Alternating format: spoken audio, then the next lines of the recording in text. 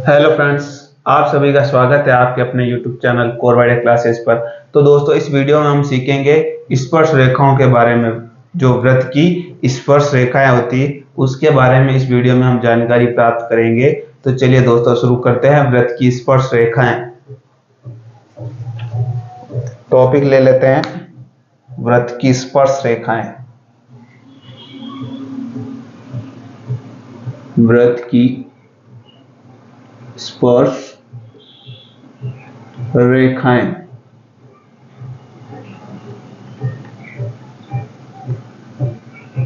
तो सबसे पहले वृत्त की स्पर्श रेखाओं को सीखने से पहले आपके दिमाग में यह जानकारी होनी चाहिए कि स्पर्श रेखा किसे कहते हैं। स्पर्श रेखा का जो सबसे आसान अर्थ है वो है किसी को छूकर जाने वाली जो रेखाएं होती है उसे हम स्पर्श रेखाएं कहते हैं।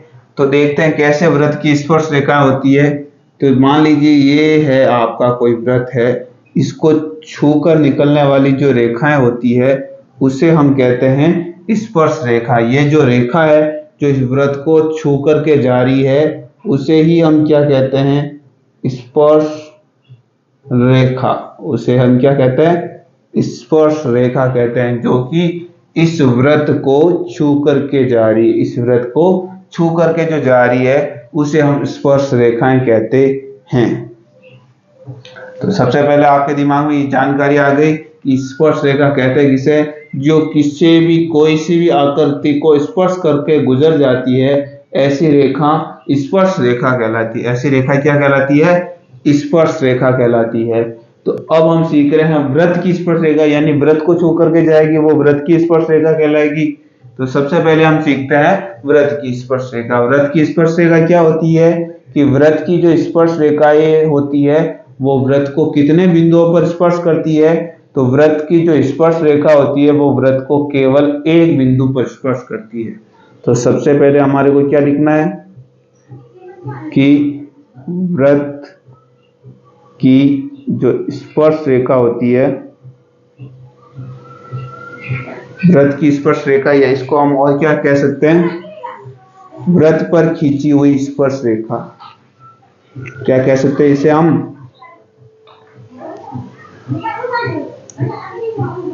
वृत्त पर स्पर्श रेखा खींचने पर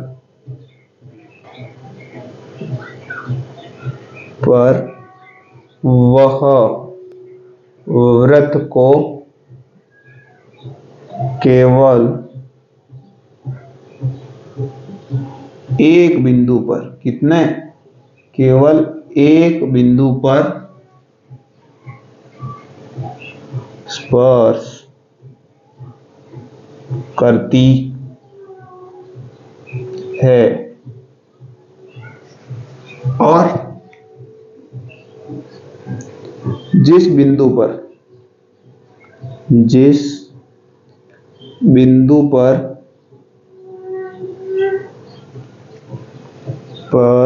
स्पर्श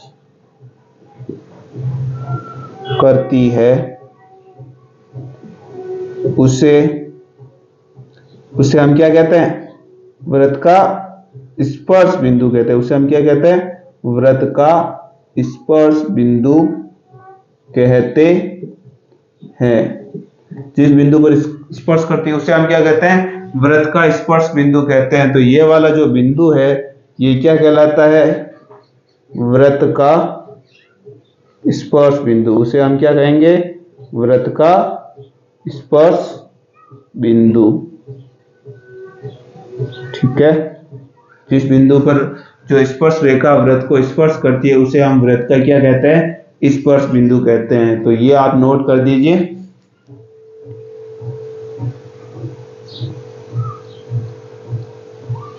चलिए आगे बढ़ते हैं।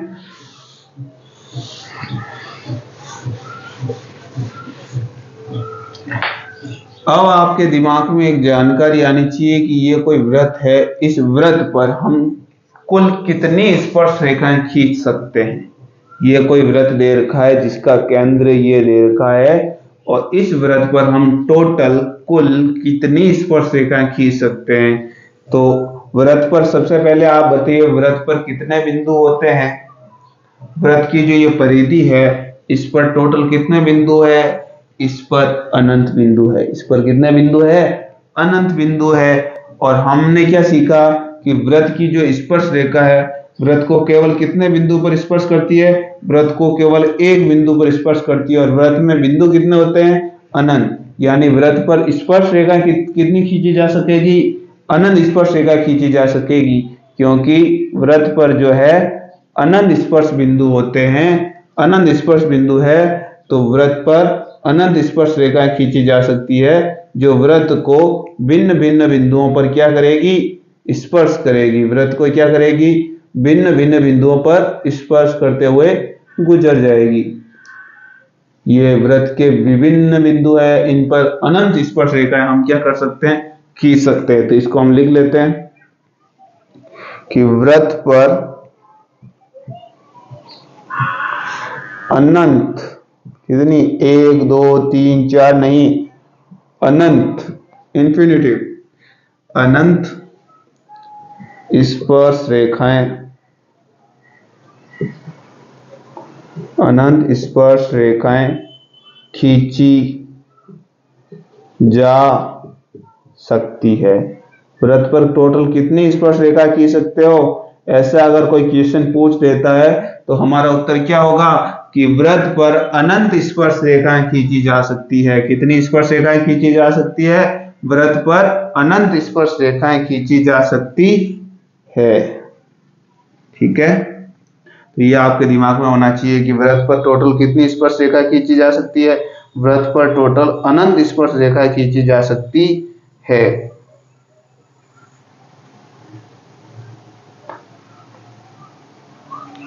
बढ़ते हैं आगे।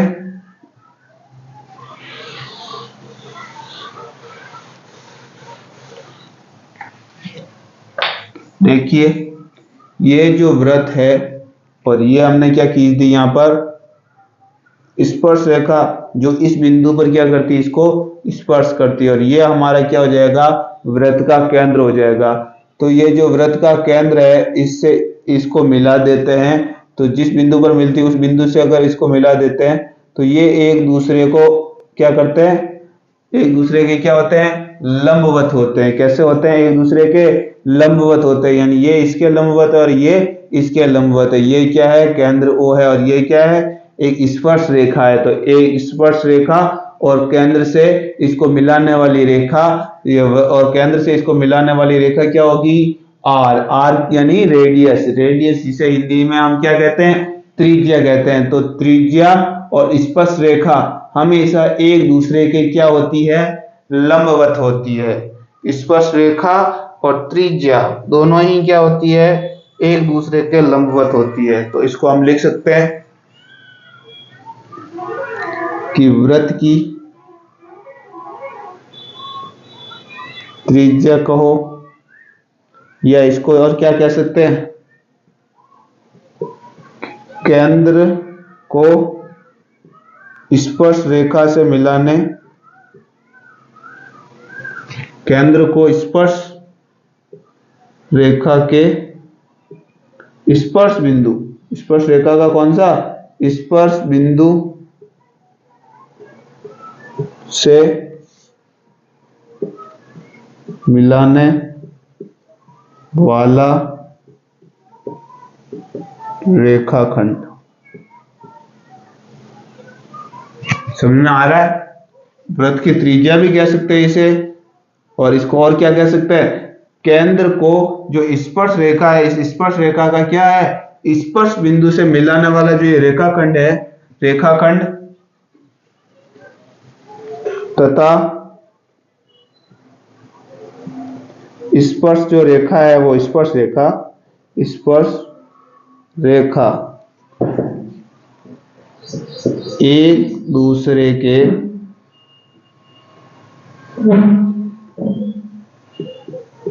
लंबवत, लंबवत का मतलब तो जानते हो ना, जो दोनों एक दूसरे को कितने डिग्री के कोण पर काटे, 90 डिग्री के कोण पर काटे, एक दूसरे के लंबवत होते हैं। कौन? एक तो स्पर्श रेखा और एक त्रिज्या। त्रिज्या का दूसरा नाम क्या कहेंगे? केंद्र। और स्पर्श रेखा का जो स्पर्श बिंदु है, इन दोनों को मिलाने वाला जो ये रेखाखंड है, ये रेखाखंड एक दूसरे के क्या होता है? लंबवत होता है। कैसा होता है? एक दूसरे के लंबवत होता है। तो ये भी आपके दिमाग में जानकारी होनी चाहिए। तो इसको भी आप नोट कर दीजिए।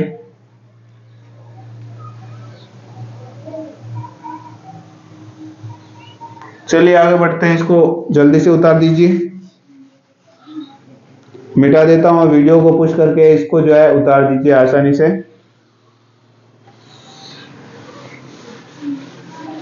तो वृत्त की स्पर्श रेखाओं में अब हम सीखेंगे एक तो आपका बिंदु तथा वृत्त की स्थिति। क्या सीखेंगे? एक तो बिंदु और वृत्त की स्थिति सीखेंगे।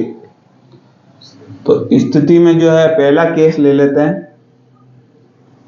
पहला केस ये लेते हैं कि जो बिंदु है, बिंदु वृत्त के बाहर स्थित हो। बिंदु कैसा होना चाहिए? वृत्त के बाहर स्थित हो। तो हम कितनी स्पर्श रेखा खींच सकते हैं, ये आपको बताना है। क्या है? स्पर्श रेखा तो खींचनी है। वृत्त और बिंदु तथा वृत्त की स्थिति देखनी है, जिसमें बिंदु जो है वृत्त के अगर बाहर स्थित है तो हो तो हम कुल कितनी स्पर्श रेखाएं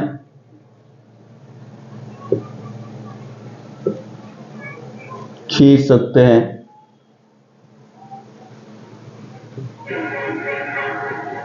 ये आपका क्वेश्चन भी है और ये आपका फर्स्ट केस भी है। तो सबसे पहले आप खींच के अपनी कॉपी में देखिए कि हमने वृत्त है, वृत्त के बाहर एक बिंदु स्थित है और उस बिंदु को जो है वृत्त की जो स्पर्श रेखा से गुजारना है। स्पर्श रेखा से इसको क्या करना है? गुजारना है। तो आपको बताना है कि कितनी स्पर्श रेखा टोटल हम खींच सकते हैं। ये आपका केस भी है और ये आपका क्या है? एक क्वेश्चन भी है। तो देखिए, ये आपका वृत्त हो जाएगा। ठीक है, वृत्त के कोई बाहर बिंदु है, उस बिंदु को हमने क्या मान लिया? बिंदु P मान लिया। ठीक है, और हमारे को इस बिंदु से क्या करनी है? स्पर्श रेखा गुजरवानी है। तो एक स्पर्श रेखा तो ये गुजर जाएगी, दूसरी स्पर्श रेखा इस बिंदु से ये गुजर जाएगी, जो कि इस बिंदु पर यहाँ और इस बिंदु पर यहाँ इसको क्या करेगी? स्पर्श करेगी। यहाँ पर क्या करेगी? इनको स्पर्श करेगी। और ये इसका क्या हो जाएगा? केंद्र हो जाएगा O। और ये एक इसकी सीधी इस बिंदु से दूरी हो जाएगी। ठीक है, तो हमारा प्रश्न क्या था कि बिंदु, ये बिंदु वृत्त के बाहर स्थित है, बिल्कुल बाहर स्थित है, और हमारे को बताना है कि इसमें हम टोटल कितनी स्पर्श रेखाएं खींच सकते हैं। तो हमारा इसका उत्तर क्या हो जाएगा कि हम 2 स्पर्श रेखाएं खींच सकते हैं। कितनी स्पर्श रेखा खींच सकते हैं? यदि वृत्त के बाहर कोई बिंदु स्थित है, तो वृत्त के बाहर कोई बिंदु स्थित है तो हम टोटल 2 स्पर्श रेखाएं खींच सकते हैं। टोटल हम कितनी स्पर्श रेखाएं खींच सकते हैं? हम 2 स्पर्श रेखाएं खींच सकते हैं। तो पहला केस है, इसको आप उतार दीजिए।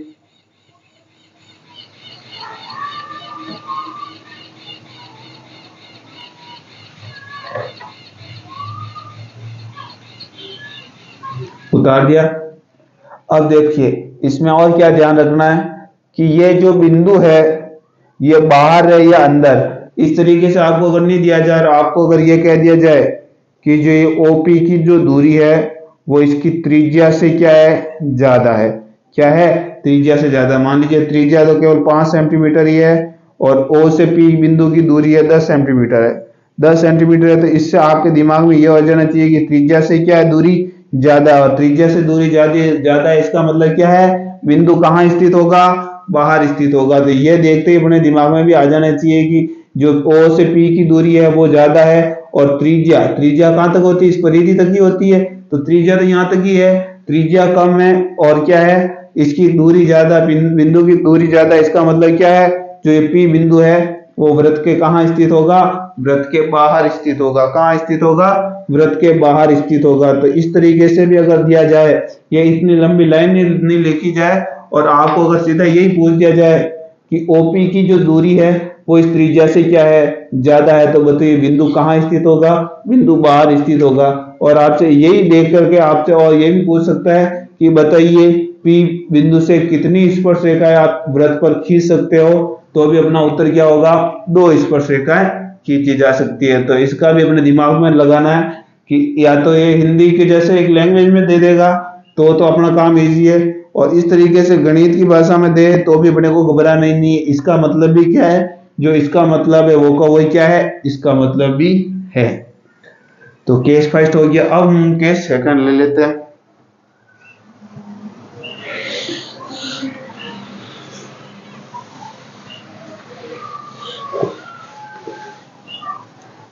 केस सेकंड,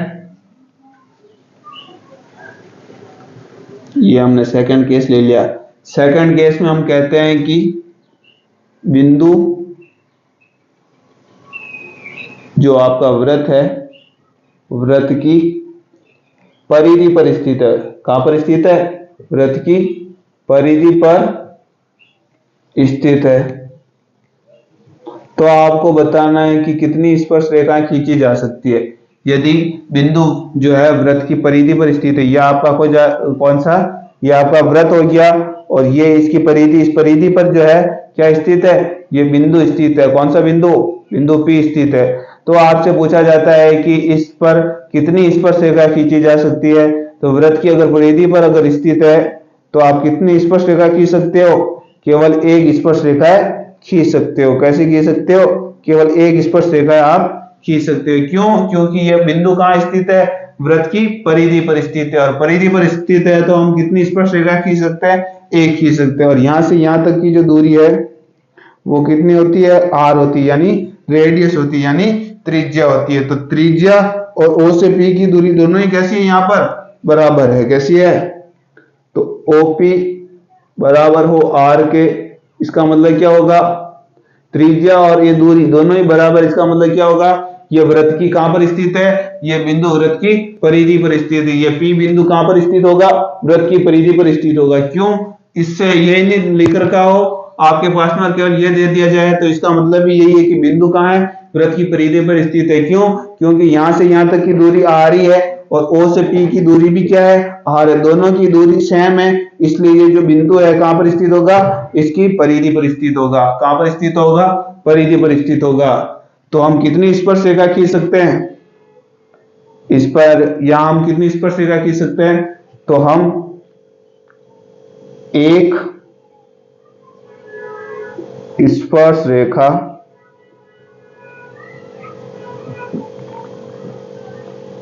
खींची जा सकती है। कितनी स्पर्श रेखा खींची जा सकती है, एक स्पर्श रेखा खींची जा सकती है।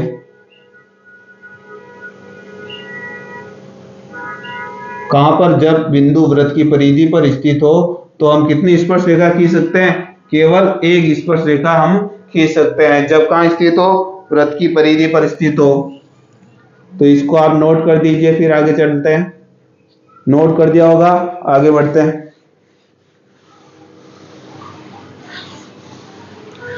अब हम तीसरा केस ले लेते हैं, केस थर्ड। केस थर्ड, जब जो आपका बिंदु है वृत्त के अंदर स्थित हो, वृत्त के अंदर स्थित हो, तब कितनी स्पर्श रेखा खींची जा सकती है, ये बताना आपको। अंदर स्थित है, इसका मतलब क्या होगा, जो O से P की दूरी होगी उससे भी ज्यादा दूरी किसकी होगी, त्रिज्या, यानी त्रिज्या तो ज्यादा होगी और O से P की दूरी कम होगी, तब जाके वो वृत्त के अंदर आ जाएगा। तो ये आपका क्या हो जाएगा, वृत्त हो जाएगा। और यहां से यहां तक की दूरी, ये केंद्र है ओ तक की दूरी, ये तो कितनी हो जाएगी r। और ये क्या है, ओ से पी बिंदु कहाँ है, वृत्त के अंदर यहाँ कहीं है। तो यहां से यहां तक की दूरी तो और कम हो जाएगी, त्रिज्या तो यहां तक है, त्रिज्या से यहां तक है, और त्रिज्या से भी ये क्या है, कम है। जो क्या किया मैंने यहाँ लिखा है।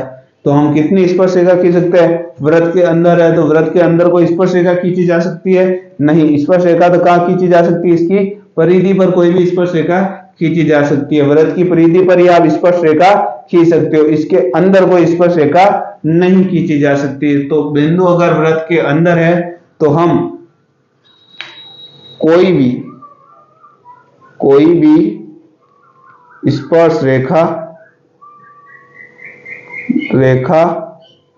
नहीं खींची जा सकती, कोई भी स्पर्श रेखा नहीं खींची जा सकती।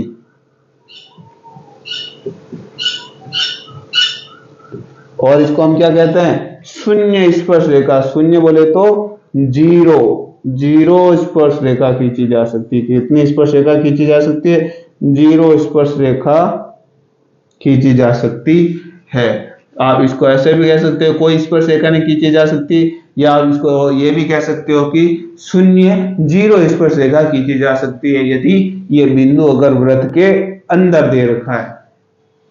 तो इसको नोट कर दीजिए आप।